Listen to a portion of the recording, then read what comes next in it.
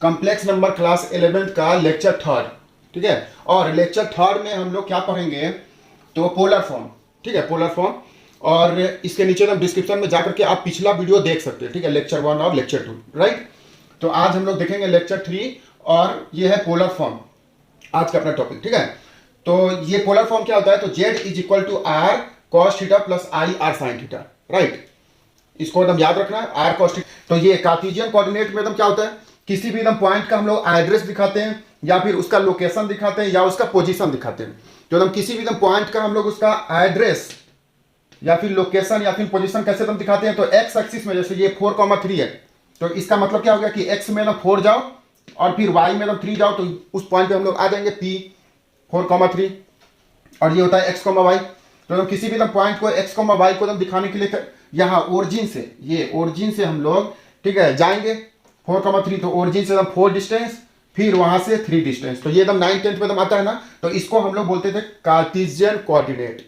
और ये देता क्या है, तो एड्रेस या लोकेशन या पोजीशन। ठीक है, किसी भी एड्रेस किसी भी चीज का, तो एड्रेस हम लोग इजिली दे सकते हैं कार्टेशियन कोऑर्डिनेट। तो ये भी एकदम क्या होता है, ये भी एक कोऑर्डिनेट है। पोलर फॉर्म भी एक कोऑर्डिनेट सिस्टम है, मतलब इसमें हम लोग किसी चीज का पोजीशन दिखाते हैं। ठीक है, तो इसमें भी हम लोग क्या करते हैं, किसी भी एकदम चीज का पोजीशन दिखाते हैं, उसका एड्रेस दिखाते हैं।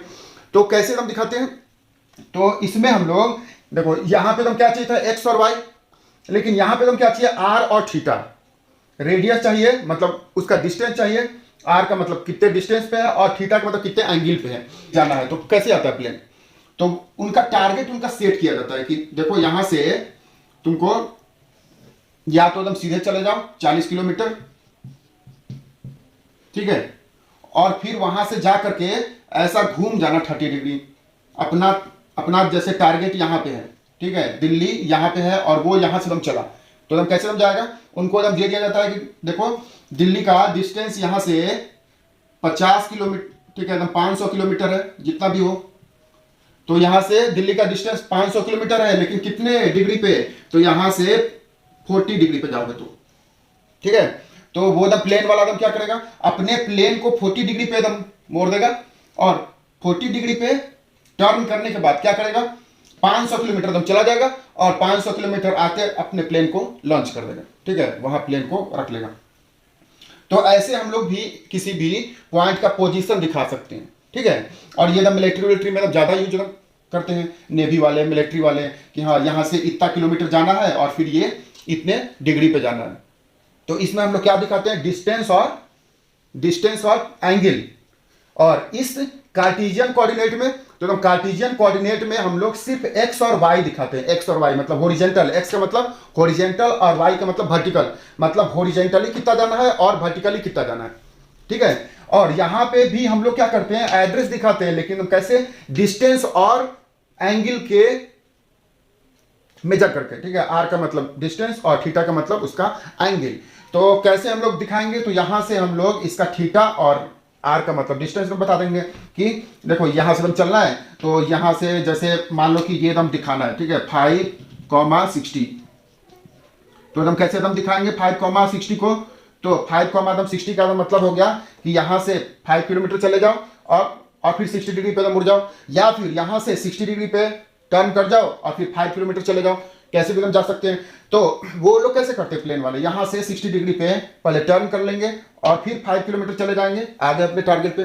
ठीक है, तो ये चीज काफी यूज होता है मिलिट्री में, आर्मी में, इसको जिसको भी जाना है उस सेक्टर में, तो ये कोऑर्डिनेट सिस्टम समझना चाहिए। ठीक है, चलो तो अभी हम लोग क्या देखेंगे कि इन दोनों में रिलेशन क्या है।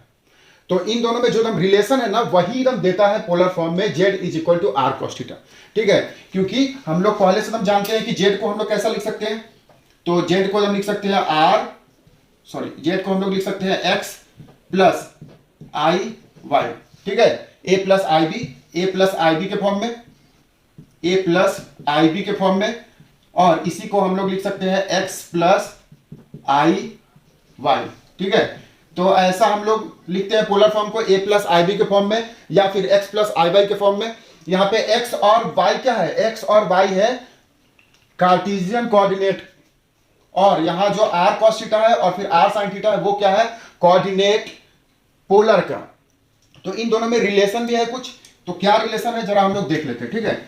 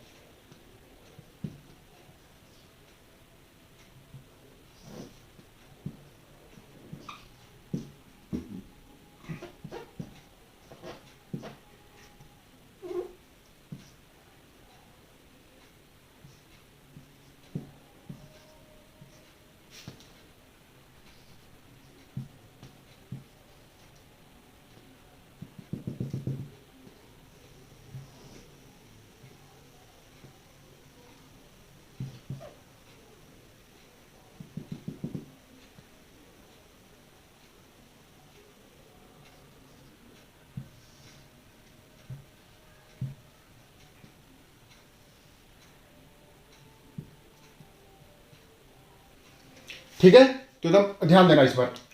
देखो, तो पहले बात की हम लोग पोलर फॉर्म को हम कैसे लिखते हैं, तो z r cos theta plus i r sine theta, और उसी को हम लोग कार्टेशियन फॉर्म में हम कैसा लिखते हैं, तो ए प्लस आई बी या फिर एक्स प्लस आई वाई, ठीक है, ये तो हम लोग जानते हैं। अभी क्या है कि इन दोनों में रिलेशन निकालना है और उसी से क्वेश्चन बनता है कि इन दोनों में रिलेशन क्या है। तो तुम ध्यान से तुम देखोगे तो बहुत अच्छे से समझोगे। देखो क्या है कि मान लो कि कोई एक पॉइंट है पी एक्स कॉमा वाई, अब ये पी एक्स कॉमा वाई है कार्टेशियन कोऑर्डिनेट में, और ये आर कॉमा थीटा वही पॉइंट आर कॉमा थीटा के भी फॉर्म में है, मतलब पोलर कोऑर्डिनेट में। तो इन दोनों में रिलेशन क्या हो जाएगा, देखो ये हो गया अपना आर, ये हो गया एक्स और ये हो गया वाई, ठीक है। मतलब क्या है, देखो पहले हमने एक एक्स एक्सिस बनाया, वाई एक्सिस बनाया, फिर यहां पे ये पॉइंट हमने माना कि ये पॉइंट है कार्टेशियन कोऑर्डिनेट में एक्स कॉमा वाई और पोलर कोऑर्डिनेट में आर थीटा, ठीक है, पोलर फॉर्म में आर कॉमा थीटा और कार्टेशियन में एक्स कॉमा वाई। अभी हम लोग जानते हैं कि ये वाला आर होता है और ये वाला थीटा होता है। अब अभी देख लेते हैं कि ये है आर और ये थीटा, और ये डिस्टेंस क्या हो जाएगा, तो यहां से एक्स कॉमा वाई, एक्स का मतलब कि ओरिजिन से एक्स और फिर यहां से वाई, जैसे अगर बोलते हैं कि 4,3 मतलब यहां से 4 और फिर यहां से 3, ठीक है, एक्स में 4 और वाई में 3 दोनों जाके कहां मिलेंगे, आता है ये सब। तो इनमें रिलेशन क्या है वही फाइंड आउट करना है। तो ये आर क्या बनेगा, देखो ये एक राइट एंगल ट्रायंगल बनेगा यहां पे, अभी ये एक राइट एंगल ट्रायंगल बनेगा, ठीक है, ये वाली ट्रायंगल, ये अगर ओ है और ये पी और इसको मान लो क्यू, तो ये एक क्या बन रहा है, राइट एंगल ट्रायंगल बन रहा है। तो यहां पे हम लिख सकते हो कि ओ पी और क्यू क्या है, right angle triangle, right angle triangle है। तो राइट एंगल ट्रायंगल में ये क्या होगा, जहां पे 90 होता है, 90 के सामने हाइपोटेनस, जैसे ये है अपना, यहां पे अगर 90 है तो हम 90 के सामने वाली हाइपोटेनस और नीचे वाला बेस और ये परपेंडिकुलर, ठीक है। यहां पे 90 है तो ये सामने 90 के सामने हाइपोटेनस जो है सबसे बड़ा होता है, ठीक है, इन दोनों में तीनों में सबसे जो बड़ा होगा। तो ये 90 है तो 90 के सामने हाइपोटेनस, तो यहां 90 है तो उसके सामने ये आर क्या है, आर हो गया हाइपोटेनस, आर हो गया हाइपोटेनस, ठीक है, और एक्स क्या हो गया बेस और वाई क्या हो गया, और वाई हो गया परपेंडिकुलर, ठीक है, वाई परपेंडिकुलर।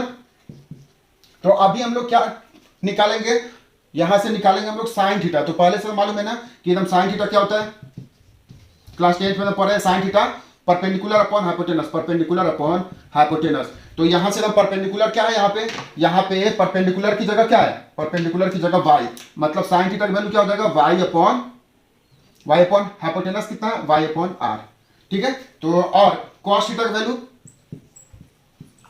वैल्यू कितना हो जाएगा, तो परपेंडिकुलर अपॉन नहीं base upon hypotenuse, base upon hypotenuse. तो ये तो कितना हो गया, बेस अपॉन हाइपोटेनस, मतलब बेस की जगह कितना है, बेस की जगह क्या है, बेस की जगह है x, तो x अपॉन h, ठीक है।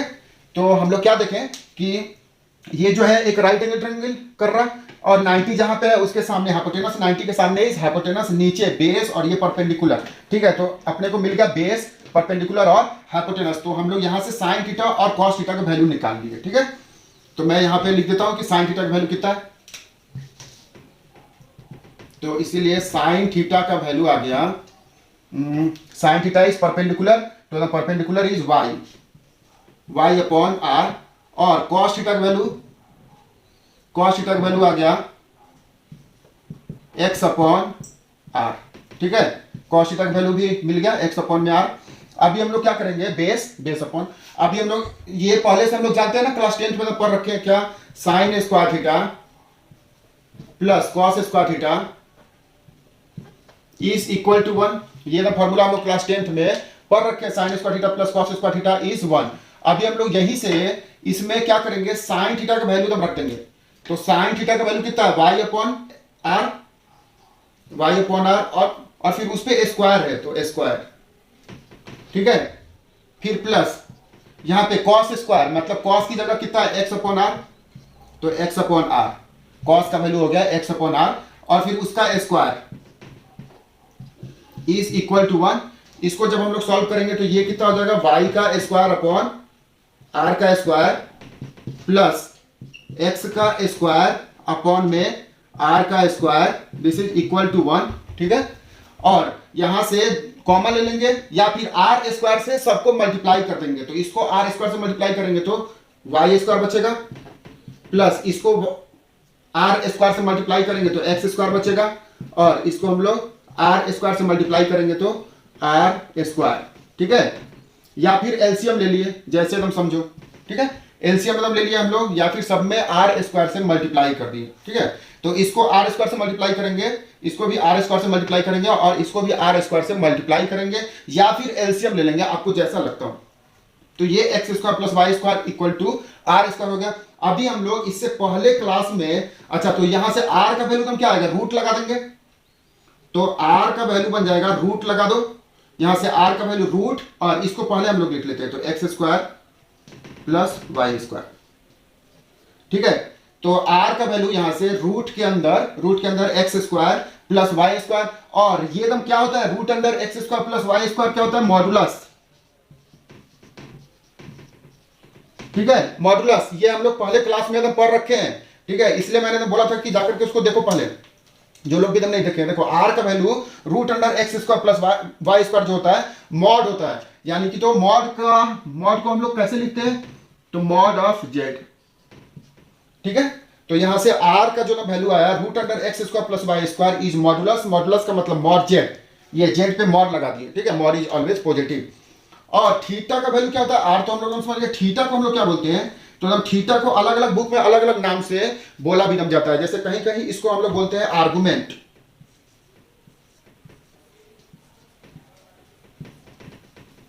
आर्गुमेंट ऑफ जेड, और कहीं कहीं इसको बोलते हैं एम्पलीट्यूड।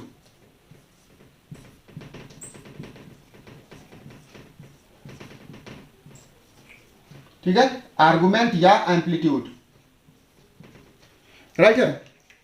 तो क्या है, आर का मतलब मॉडुलस, मॉड जेड, और थीटा का मतलब आर्गुमेंट या एम्पलीट्यूड। ज्यादातर आर्गुमेंट बोलते हैं, एनसीईआरटी अगर आप फॉलो कर रहे हो तो आर्गुमेंट है उसमें, और कहीं कहीं एम्पलीट्यूड भी एकदम बोलते हैं। ठीक है, तो हम लोग क्या एकदम समझे कि जो आर कॉस थीटा आया, अच्छा तो ये चीज कैसे आया, तो एकदम देखो यहां से x का वैल्यू क्या एकदम रख सकते हैं हम लोग। देखो यहां पे मैं एकदम बता देता हूं, देखो यहां से x का वैल्यू हम लोग क्या रख सकते हैं, r को ऊपर ले जाओ, तो ये r नीचे है, ऊपर जाएगा तो r cos थीटा, तो यहां से x का वैल्यू हो गया r का cos थीटा, और फिर y का वैल्यू देखो यहां से y का वैल्यू क्या आ गया, r ऊपर चला जाएगा तो r sin थीटा, ये नीचे है r ऊपर मल्टीप्लाई में, तो y का वैल्यू बन गया r का sin थीटा।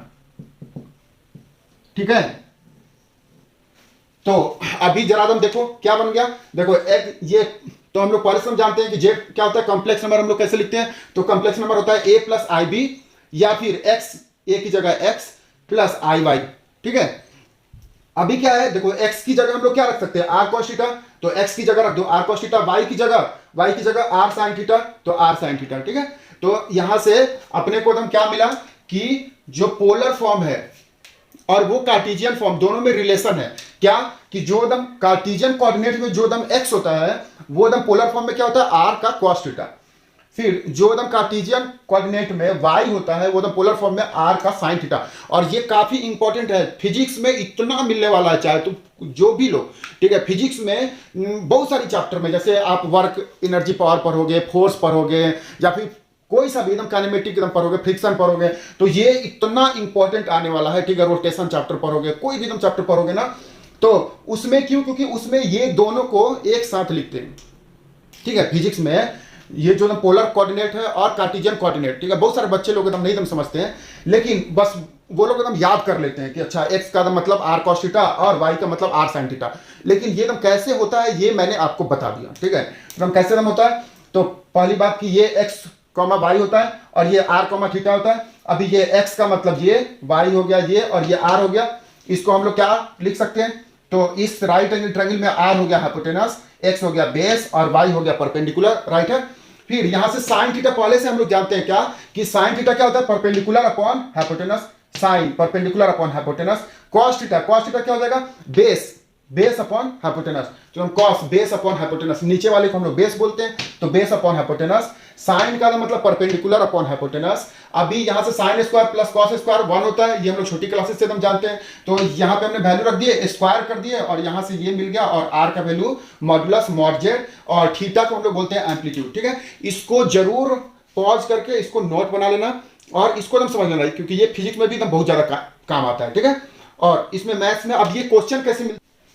ठीक है, तो अभी हम लोग क्या देखेंगे, अभी ये पोलर फॉर्म में कैसा क्वेश्चन आता है। ठीक है, तो पोलर फॉर्म में कैसा क्वेश्चन आता है, और ये इंपॉर्टेंट है एग्जाम के लिए, क्योंकि हर स्कूल वाले एग्जाम में ना ये क्वेश्चन 3 मार्क के या 4 मार्क के जरूर मिलते हैं। ठीक है, कि तुम convert it into polar form, चाहे आप कोई सा भी तुम बुक जाओ, एनसीईआरटी में भी एक्सरसाइज में पूरा एक एक्सरसाइज ही दिया है 5.3 कि convert it into polar form. ठीक है, कि इसको पोलर फॉर्म में कन्वर्ट करें, तो आप उसको इजीली एकदम बना सकते हो। ठीक है, बस इसका स्टेप्स एकदम याद रखना है, और ये इंपॉर्टेंट है एग्जाम पॉइंट ऑफ व्यू के लिए, और आगे के चैप्टर में भी बहुत काम आता है। राइट, तो इसको अच्छे से एकदम देखो। तो देखो क्वेश्चन नंबर क्या रहेगा कि 1 + √3i, या फिर यहाँ पे 1 की जगह कुछ और नंबर दे देंगे, √3 की जगह कुछ और नंबर दे देंगे, convert it in polar form, इसको पोलर फॉर्म में एकदम कन्वर्ट करना है। या फिर एक ऐसा एकदम क्वेश्चन हम दे देंगे कि z = this, find modulus and argument. ठीक है, फाइंड मॉडुलस एंड आर्गुमेंट बोल करके क्वेश्चन पूछा जा सकता है। तो स्टेप्स हम याद रखेंगे कि हम सॉल्यूशन कैसे हम लिखेंगे। देखो पहले हम लोग क्या हम जानते हैं कि ये है अपना a + IB के फॉर्म में, a + IB के फॉर्म में, ये क्या होता है कार्टेशियन फॉर्म में। ठीक है, मैंने एकदम अभी बताए थे कि x + IY, और ये इक्वल टू होता है r cos थीटा और प्लस I sin थीटा। ठीक है, ये है अपना कार्टेशियन, और ये है पोलर। ठीक है, मतलब थीटा कोमा आर के फॉर्म में, या फिर आर कोमा थीटा, जैसा भी लिखना चाहो, आर कोमा थीटा के फॉर्म में। और ये हो गया कार्टेशियन x, y के फॉर्म में। ठीक है, तो अभी हम लोग समझे थे कि हम कार्टेशियन प्लेन का तो मतलब क्या हो गया x, y, और पोलर फॉर्म में r और थीटा। तो ये दोनों क्या होता है, सेम होता है। कब, जब x r cos थीटा हो जाएगा और y हो जाएगा r sin थीटा, तो यहाँ पे I r sin थीटा। ठीक है, तो यहां से हम क्या आ गया, 1 + √3i को हम लोग मान लेंगे r cos theta plus I r sin theta. ठीक है, क्योंकि ये है कैसा, कार्टेशियन फॉर्म में, और ये है पोलर फॉर्म में। तो हम कार्टेशियन फॉर्म को पोलर फॉर्म में हम लोग कैसा लिख सकते हैं, तो a + IB के फॉर्म में। ठीक है, a प्लस ये 1 + √3 मतलब ये इस फॉर्म में, और ये हो गया r cos theta plus I r sin theta. ठीक है, हो गया ना। तो अभी हम लोग क्या करेंगे, कंपेयरिंग बोथ साइड, दोनों साइड जब हम लोग कंपेयर करेंगे, तो यहाँ पे 1 है, यहाँ पे 1 है, और यहाँ पे है r cos थीटा। तो 1 जो है r cos थीटा के इक्वल होगा, जैसे यहाँ पे x किसके इक्वल होगा, r cos थीटा के, और y किसके इक्वल होगा, r sin थीटा के। तो वहां यहाँ पे क्या होगा, 1 इक्वल होगा r cos थीटा, और √3 जो है यहाँ पे I, और यहाँ पे I को हटा दो, तो ये जो √3 है वो किसके इक्वल होगा, r sin थीटा। तो √3 = r sin थीटा। राइट, अभी हम लोग इसको दोनों को इक्वेशन बना लेंगे, first equation and second equation compare करने के बाद। अभी हम लोग क्या करेंगे कि स्क्वायरिंग एंड एडिंग, इसके बाद इसको हम लोग दोनों को स्क्वायर कर लेंगे और ऐड करेंगे। तो इसका स्क्वायर 1 का स्क्वायर, फिर ये √3 का स्क्वायर, दोनों को स्क्वायर करके ऐड कर रहे हैं। तो 1 का स्क्वायर √3 का स्क्वायर, ठीक है। और फिर यहाँ पे r cos थीटा का स्क्वायर, यहाँ r sin थीटा का स्क्वायर, राइट। उसके बाद देखो 1 का स्क्वायर 1, √3 का स्क्वायर 3, ये r का square r square cos square theta, plus फिर से ये r स्क्वायर, ये sin स्क्वायर थीटा। अभी ये 3 + 1 4, ये r स्क्वायर दोनों में से कॉमन ले सकते हैं ना, यहाँ से r स्क्वायर, यहाँ से r स्क्वायर कॉमन ले लिए, तो ये बच गया cos स्क्वायर थीटा, और यहाँ से r स्क्वायर बाहर ले चुके हैं तो यहाँ बच गया sin स्क्वायर थीटा, राइट। अब ये 4 = r स्क्वायर, क्योंकि cos square theta plus sin square theta कितना होता है, तो sin square theta plus cos square theta is 1, sin square theta plus cos square theta is 1, ठीक है। ये होता है 1 के इक्वल, राइट है। तो ये sin square theta plus cos square theta हो गया 1, तो ये पूरा हो गया 1, तो यहाँ से बच गया r स्क्वायर 4, तो यहाँ से r का वैल्यू क्या आएगा, रूट लगा दो 4, तो √4 इज 2, तो यहाँ से √4 2 आ गया, तो r का वैल्यू 2। अभी r को हम लोग क्या बोलते हैं, अभी हमने एकदम बताए थे कि r क्या होता है, मॉडुलस ऑफ z, तो इसका मॉडुलस क्या आ गया, z का मॉडुलस आ गया 2, राइट। रूट यहाँ पे लगा दिए, तो मॉड इसका मॉडुलस z। अभी हम लोग का काम लास्ट स्टेप पे है, क्या कि फ्रॉम 1 फर्स्ट वाले इक्वेशन से क्या है, 1 is equal to r cos theta, तो यहाँ से cos थीटा का वैल्यू क्या आएगा, cos थीटा यही रहने दो, और ये r जो है मल्टीप्लाई में नीचे आएगा डिवाइड में, तो हम cos थीटा का वैल्यू क्या होगा 1/r, यहाँ से sin थीटा का वैल्यू क्या हो जाएगा √3/r, ये sin थीटा का वैल्यू √3/r, ठीक है, ये √3/r sin थीटा का वैल्यू, राइट है।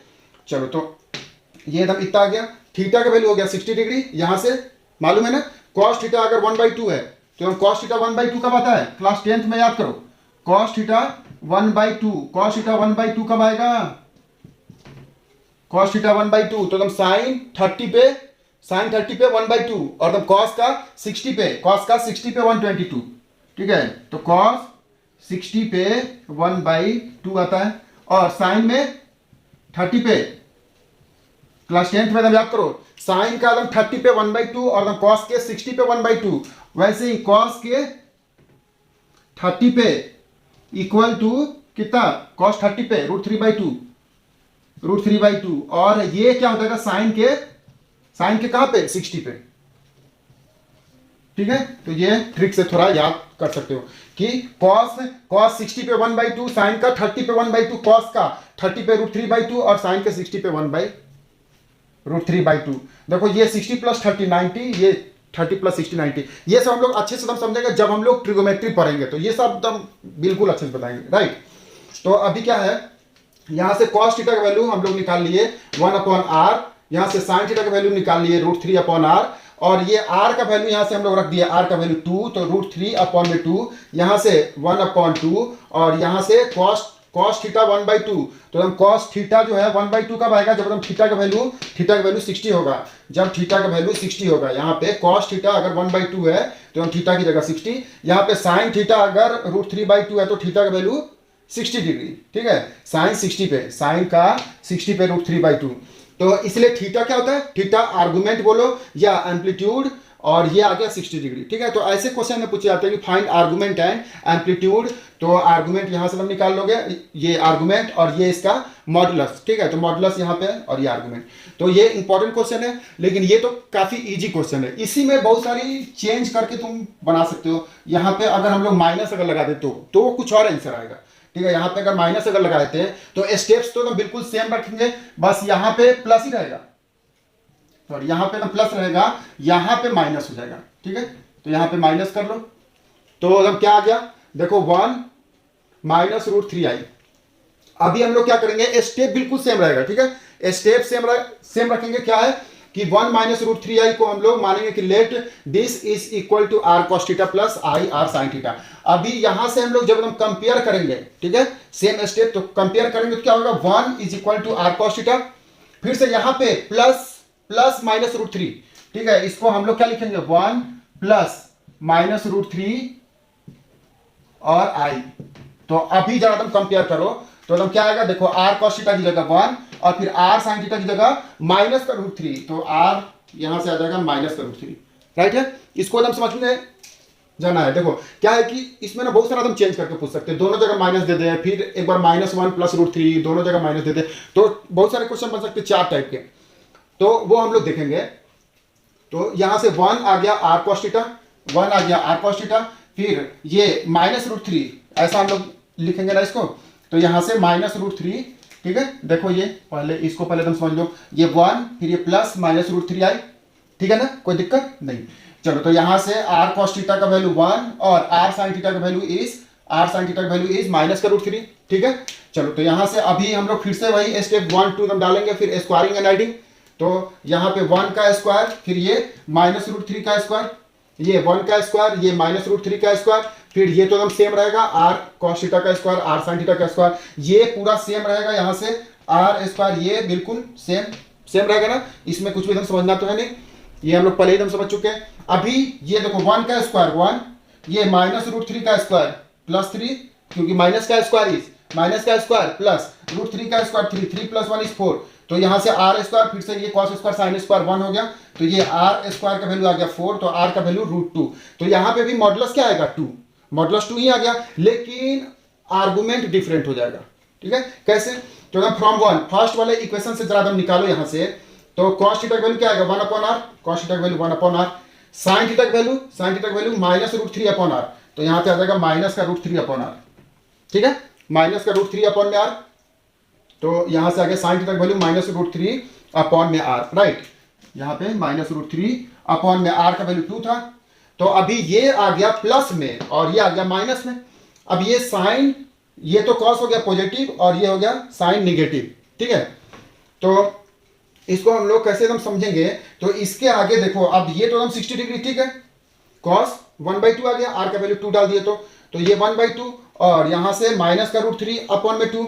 अभी ये तो ठीक है 60 डिग्री, लेकिन ये 60 डिग्री नहीं होगा, ठीक है, क्योंकि ये 60 डिग्री एकदम नहीं होगा, क्योंकि अभी जब हम लोग ट्रिग्नोमेट्री जब हम पढ़ेंगे ना, तो उसको हम समझेंगे। क्लास 10th में थोड़ा सा दिया है, ठीक है, क्लास 10th में हम क्या दिया है कि cos -θ और sin -θ मिला है ऐसा।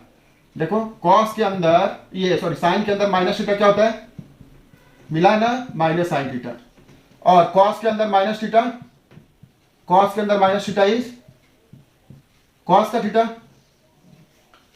ठीक है ना।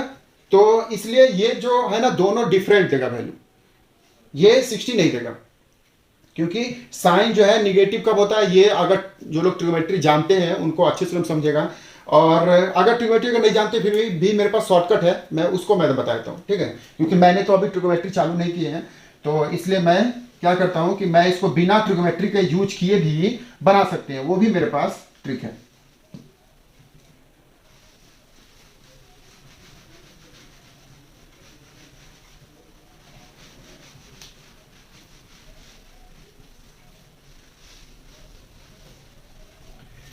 ठीक है, तो देखो, तो यहां से हम cos थीटा का वैल्यू ये 1/r, यहां से 1/r, और फिर r का वैल्यू हम लोग डाल दिए 2, फिर sin थीटा का वैल्यू यहां से -√3/r, और यहां पे r का वैल्यू 2 डाल दिए। तो ये तो हम थीटा 60, ठीक है, लेकिन यहां पे थीटा गड़बड़ आ जाएगा, ठीक है। तो क्या करना है, इसके बाद ना आप लोग सब क्वेश्चन में यही स्टेप फॉलो करोगे, ठीक है, सारे क्वेश्चन में मैं जैसा स्टेप में बोल रहा हूं ना वैसा फॉलो करते जाओ। अगर निगेटिव है तो ठीक है, अगर इससे पहले क्या था पॉजिटिव था तो कोई गड़बड़ तो था नहीं, लेकिन कहीं अगर निगेटिव है, यहाँ निगेटिव है -1 + √3 या फिर -1 -√3, तो फिर ये स्टेप फॉलो करना है, ठीक है। निगेटिव यहां तक तो बिल्कुल सेम है ना, इसके आगे तो हम क्या करना है, तो इसके आगे देखो मान लेना है कि इसको अल्फा के फॉर्म में मान लेना है, ठीक है, इसको हम लोग मान लेंगे अल्फा के फॉर्म में। तो यहां से हम क्या हो जाएगा cos alpha is equal to 1/2, ठीक है, प्लस में मानेंगे, और ये sin अल्फा इज, ये माइनस बस हटा देना है, तो √3/2, ठीक है। क्या करेंगे, देखो यहां पे cos अल्फा मतलब थीटा की जगह हम लोग कोई एक दूसरा एंगल मान लेंगे कि cos alpha is equal to 1/2, plus में हम लिख लेना है। अगर यहां पे अगर माइनस अगर 1/2 होता तो भी हम लोग यहां पे लिखते प्लस का 1/2, ठीक है। फिर यहां से sin अल्फा का वैल्यू यहां पे माइनस है तो भी हम लोग क्या लिखेंगे प्लस में, ठीक है, मॉड एकदम लगा देंगे मॉड, तो यहां पे मॉड एकदम लगाएंगे तो क्या आएगा प्लस में आएगा। अभी इसके बाद हम निकाल देना है tan थीटा, ठीक है, तो इसीलिए tan थीटा का ये tan अल्फा का वैल्यू क्या हो जाएगा साइन अल्फा अपॉन में cos alpha, sine alpha upon में कॉस अल्फा। तो यहां से tan अल्फा का वैल्यू मिल गया। ठीक है, पहले हम लोग क्या करेंगे, कॉस अल्फा पॉजिटिव में, साइन अल्फा पॉजिटिव में, अगर निगेटिव में अगर दिया है तो ठीक है, अगर निगेटिव में अगर दिया है तो हम लोग क्या करेंगे, पॉजिटिव में मान लेंगे कि साइन अल्फा और कॉस अल्फा, और यहां से निकाल लेंगे tan अल्फा। तो हम tan अल्फा का वैल्यू क्या हो जाएगा, साइन अपॉन कॉस, और साइन का वैल्यू डालो, साइन का वैल्यू √3 अपॉन में 2, √3 अपॉन में 2, और फिर से अपॉन में कॉस, कॉस की जगह ये कितना हो जाएगा 1/2। तो यहां पे जब हम लोग मल्टीप्लाई करेंगे तो कितना हो जाएगा 2 अपॉन में 1, क्योंकि एकदम डिवाइड करना है। समझ रहे बात को, ये तो सिंपल है। अगर नहीं अगर तुम समझ रहे तो मैं तो पूरा मैं लिख दे रहा हूं। देखो दिस एंड यहां से हम डिवाइड करना है कॉस से ना, तो हम डिवाइड कर दो, ये साइन डिवाइड कॉस, tan क्या होता है साइन डिवाइड कॉस, तो साइन का वैल्यू आ गया √3 अपॉन में 2, फिर डिवाइड कॉस का वैल्यू 1/2। फिर अभी हम लोग इसका डिवाइड से जब हम आते हैं मल्टीप्लाई में तो रेसिप्रोकल करते हैं, छोटी क्लासेस में मिला होगा। फिर ये मल्टीप्लाई 2 अपॉन में 1, और ये 2 से 2 कैंसिल हो गया, कितना आ गया √3। ठीक है, ये 2 से 2 कैंसिल हो गया। तो यहां से क्या आ गया वैल्यू, tan अल्फा का वैल्यू, tan अल्फा का वैल्यू इज √3। ठीक है, तो फिर अल्फा का वैल्यू कितना आएगा, अल्फा का वैल्यू हम लोग लिखेंगे tan, याद है क्लास 10th में √3 कब आता है 60 डिग्री पे। ठीक है, अल्फा का वैल्यू 60 डिग्री आएगा, 60 tan 60 पे याद है क्या, tan 60 पे क्या होता है, tan 60 पे √3 और 30 पे 1/√3। तो यहां पे आ गया इसका 60 डिग्री। ठीक है, अल्फा का वैल्यू 60 डिग्री आ गया। अभी बस अब इसके बाद थीटा का वैल्यू हम लोग कैसे लिखेंगे, बस वही समझ लेना। ठीक है, तो इसमें एक छोटा सा टेबल बस तुम याद रखना है, ये कोऑर्डिनेट है। देखो अगर ये अगर फर्स्ट क्वाड्रेंट में है, सेकंड क्वाड्रेंट में है, थर्ड क्वाड्रेंट में है, ठीक है, मतलब अगर ये फर्स्ट में है तो हम लोग थीटा का वैल्यू लिखेंगे, theta is equal to alpha. मैं अभी इसको हम समझा भी देता हूं, और यहां पे theta is equal to pi minus alpha, और यहां पे थीटा का वैल्यू हो जाएगा अल्फा माइनस पाई, थीटा का वैल्यू हो जाएगा अल्फा माइनस पाई, और फिर यहां पे ये क्या हो गया, थीटा का वैल्यू इज माइनस का अल्फा। ठीक है, कोऑर्डिनेट देखना है कि वो कौन से कोऑर्डिनेट में है नंबर। जैसे यहां पे ये 1 और ये -√3, तो 1 क्या प्लस और ये माइनस, यानी कि +1 एंड -√3, तो प्लस और माइनस। फर्स्ट वाला x वाला प्लस और y वाला माइनस, तो x वाला प्लस किधर होता है, x का प्लस इधर एंड y का माइनस इधर। तो क्या है, कौन सा क्वाड्रेंट है, 9th क्लास में ना पढ़े होंगे ना ये कोऑर्डिनेट सिस्टम। ठीक है, क्या होता है कोऑर्डिनेट सिस्टम में, इधर x का प्लस, इधर y का प्लस, ये y का प्लस और ये x का प्लस। ठीक है, ये हो गया x का प्लस और ये x का माइनस, ये y का माइनस। तो यहां पे क्या है, पहला वाला x होता है तो x plus and y minus, तो x plus y minus, x plus and y minus इस नीचे। मतलब ये एकदम कौन से क्वाड्रेंट में है, इस वाले कोऑर्डिनेट में क्या होगा, थीटा का वैल्यू माइनस अल्फा। ठीक है, तो यहां से थीटा का वैल्यू क्या आ गया, माइनस अल्फा यानी -60। ठीक है, और यही इसका क्या हो गया, एम्पलीट्यूड। ठीक है ना, थीटा मतलब एम्पलीट्यूड या आर्गुमेंट।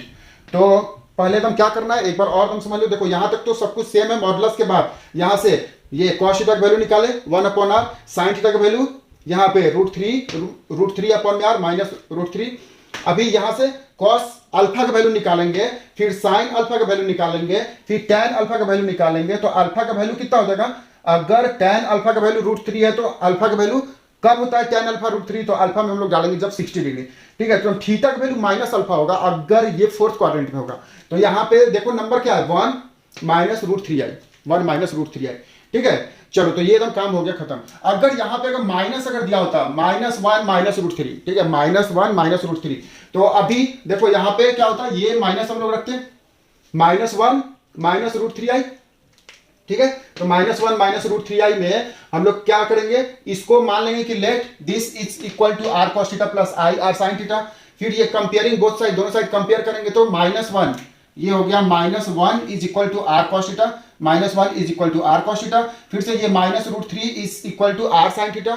ठीक है, तो ये तो आ गया। इसके बाद स्क्वायरिंग एंड एडिंग, तो माइनस का स्क्वायर -1 का स्क्वायर, ठीक है, तो ये -1 का स्क्वायर इज +1, माइनस का स्क्वायर +1, ये माइनस का स्क्वायर, फिर से ये माइनस का स्क्वायर √3 का स्क्वायर 3, ये r स्क्वायर cos स्क्वायर, फिर यहाँ से हम लोग कॉमन लिए सेम टू सेम पहले वाले जैसा, तो यहाँ से आ गया r स्क्वायर, और r का वैल्यू इस बार भी क्या आएगा 2 ही आएगा, तो यहाँ तक बिल्कुल सेम आएगा, ठीक है, मॉडुलस बिल्कुल सेम आएगा, ठीक है। फर्स्ट वाले में जब ये दोनों जब ना प्लस था तो भी आर का वैल्यू उतना ही आया, जब बीच में माइनस था तो भी आर का वैल्यू उतना ही आया, और तीसरे में दोनों जगह अगर माइनस हो गया तो भी आर का वैल्यू उतना ही आया, राइट है ना।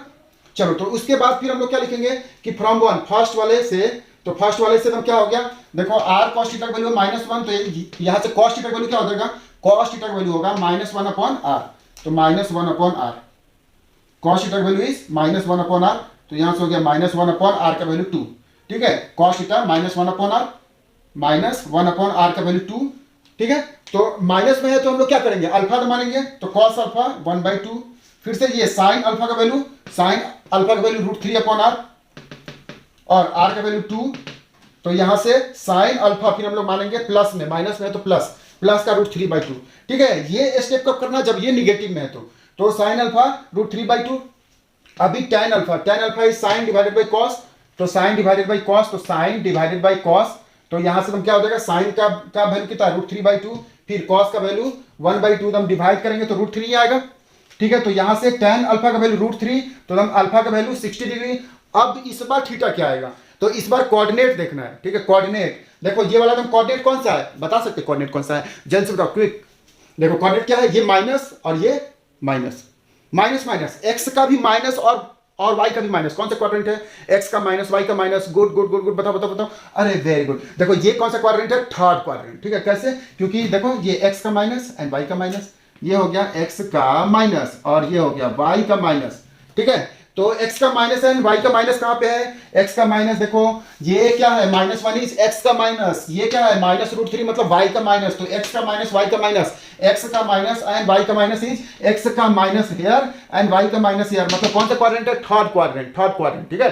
थर्ड क्वाड्रेंट में हम लोग क्या लिखेंगे, theta is equal to alpha minus pi, third में theta is equal to alpha minus pi, ठीक है। इसको एक बार फिर से याद कर लो। देखो फर्स्ट क्वाड्रेंट, तो फर्स्ट क्वाड्रेंट में क्या होता है, x प्लस एंड y भी प्लस, मतलब x, y जो दम होगा, ठीक है, x, y वो कैसा होगा, प्लस, ये प्लस, ठीक है। इसमें x, y क्या होगा, पहले होगा x का माइनस एंड y का प्लस, मतलब माइनस प्लस, फिर से इसमें क्या होगा, इसमें हो जाएगा माइनस एंड माइनस, दोनों माइनस, और इसमें x का प्लस एंड y का माइनस, ठीक है। तो इसको अच्छे से तुम नोट कर लेना, फिर से मैं एक बार इसको अच्छे से तुम बता दूंगा। तो यहां से ये एकदम कौन सा है, माइनस है, x का माइनस y का माइनस, x का माइनस y का माइनस इस, तो दोनों अगर माइनस है तो क्या आएगा, थीटा का value alpha minus pi, theta का value is alpha minus pi. तो यहां से मैं कहीं भी हटा देता हूं, तो यहीं पे लिख देते हैं, तो थीटा का वैल्यू क्या हो गया, अल्फा माइनस पाई। अब ये पाई का मतलब बहुत लोगों को नहीं मालूम होगा, पाई का मतलब होता है 180, पाई का मतलब इज 180, ठीक है। इसको हम लोग ट्रिग्नोमेट्री में अच्छे से देखेंगे, तो ये 180 माइनस अल्फा, 180 माइनस अल्फा, तो ये आ गया 180 माइनस अल्फा, सॉरी इसमें है ना, तो अल्फा माइनस 180, तो अल्फा माइनस 180, अल्फा का वैल्यू कितना है, अल्फा का वैल्यू 60, तो 60 माइनस 180 मतलब कितना आ गया, 120 माइनस 120, ठीक है। ये आ गया। थीटा का वैल्यू क्या आएगा, थीटा का वैल्यू, क्योंकि दोनों अगर निगेटिव है ना, x negative y negative, x negative y negative, तो अगर दोनों अगर निगेटिव है तो क्या आएगा, दोनों अगर निगेटिव है तो थीटा का वैल्यू अल्फा माइनस 180, तो अल्फा माइनस 180, अल्फा के जगह कितना 60 माइनस 180 मतलब माइनस 120, राइट है। तो ऐसे हम कर सकते हैं, ये हो गया थीटा मतलब आर्गुमेंट। चलो अगर यहां पे अगर प्लस अगर होता तो क्या आता है आंसर, ठीक है, यहां पे अगर प्लस होता और यहां पे माइनस होता तो, ठीक है। देखो एक ही क्वेश्चन में हम 4 टाइप के बन रहे हैं ना, 4 टाइप के क्वेश्चन कैसे बन रहे हैं, देखो एक बार बीच में तो माइनस था, दूसरी बार दोनों जगह माइनस था, तीसरी बार एक जगह माइनस था, अच्छा ये पहला क्या था, दोनों जगह प्लस, ठीक है। तो और ये लास्ट क्या बनेगा, यहां पे माइनस और ये प्लस, राइट। तो same step, let -1 plus √3i r cos theta plus i r sin theta, ठीक है। स्टेप्स तो एकदम याद रखना है। तो ये हो गया -1 √3i, तो r cos theta plus i r sin theta. फिर से कंपेयरिंग बोथ साइड, दोनों साइड कंपेयर करेंगे तो वी गेट ये -1 is equal to r cos theta, -1 is equal to r cos theta, और यहां से प्लस √3, तो इस बार आ जाएगा प्लस का √3, तो ये हो गया प्लस का √3 is r sin theta, plus का √3 is r sin theta, right है। अभी यहां से स्क्वायरिंग एंड एडिंग करेंगे तो माइनस का स्क्वायर प्लस 1, फिर से ये हो जाएगा प्लस √3 का स्क्वायर 3, और ये तो same r square cos square, ये r स्क्वायर साइन स्क्वायर, ठीक है, इसका स्क्वायर करना है तो ये r स्क्वायर कॉस स्क्वायर हो गया, राइट है। फिर से ये 1 + 3 इज 4, यहाँ पे आ गया 4, और ये r square cos square plus sine square 1 हो गया, तो ये हो गया 1, तो यहाँ बच गया r स्क्वायर 4, और r का वैल्यू √4 इज 2। देखो मॉडुलस का वैल्यू 2 आया ना, तो मॉडुलस हमेशा 2 आया, ठीक है। चारों केसेस में मॉडुलस क्या आया, मॉडुलस हमेशा 2 आया, मॉडुलस हमेशा 2 आया ना, राइट। अभी देखो फ्रॉम 1, फर्स्ट वाले में हम क्या करेंगे, -1, ये -1 अपॉन में r, -1 अपॉन में r, -1 अपॉन में r cos थीटा वैल्यू, तो -1 अपॉन में r का वैल्यू इज 2, ठीक है।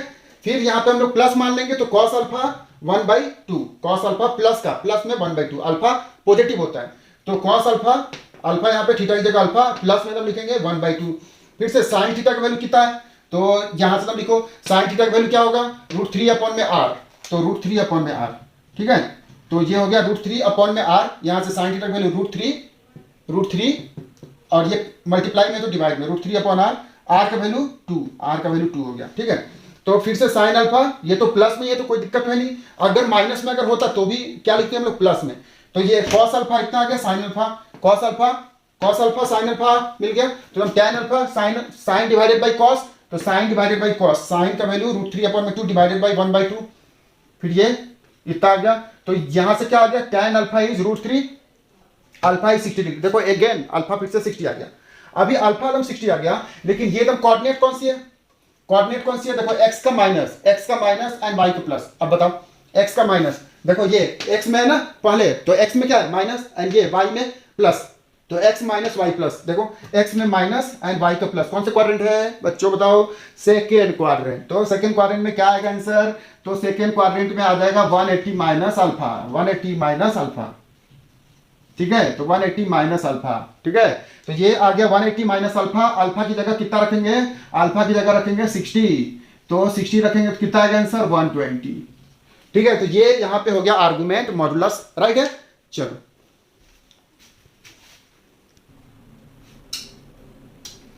देखो, तो ये अभी क्या होगा कि कहीं अगर निगेटिव अगर आया, जैसे यहाँ पे कॉस क्या आया था निगेटिव, यहाँ पे साइन मान लो कि निगेटिव आ गया, अगर निगेटिव अगर आता है तो हम लोग क्या करते हैं, ये वाली स्टेप फिर हम अल्फा मानते हैं, कॉस अल्फा इसके पॉजिटिव में, फिर साइन अल्फा इसके पॉजिटिव में, फिर हम लोग अल्फा निकालते थे, याद है स्टेप देख लेना।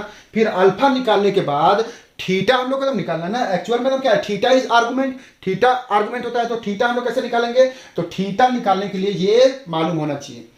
अभी ये एकदम 9th क्लास में मिला है कि एक्स वाई होता है, पॉइंट को हम लोग कैसे लिखते हैं एक्स वाई, तो ये क्या हो गया एक्स का प्लस वाई का प्लस, इसमें एक्स का माइनस वाई का प्लस, इसमें एक्स का माइनस और वाई का भी माइनस, माइनस, यहाँ पे एक्स का माइनस वाई का प्लस, तो माइनस प्लस, इसमें क्या हो गया एक्स का प्लस एंड वाई का माइनस, ठीक है। तो ये पहले एकदम देखना होगा, जैसे मान लो कि जेड अगर ऐसा अगर दिया है, ठीक है, कि -2 प्लस √3i, अभी ये एकदम क्या बनेगा, इसमें देखो ये माइनस और ये प्लस, तो माइनस प्लस खोल लो किधर है, minus plus is second quadrant, ठीक है। तो हम सेकंड क्वाड्रेंट में क्या आएगा 180 माइनस अल्फा, ठीक है, अल्फा तक के बाद।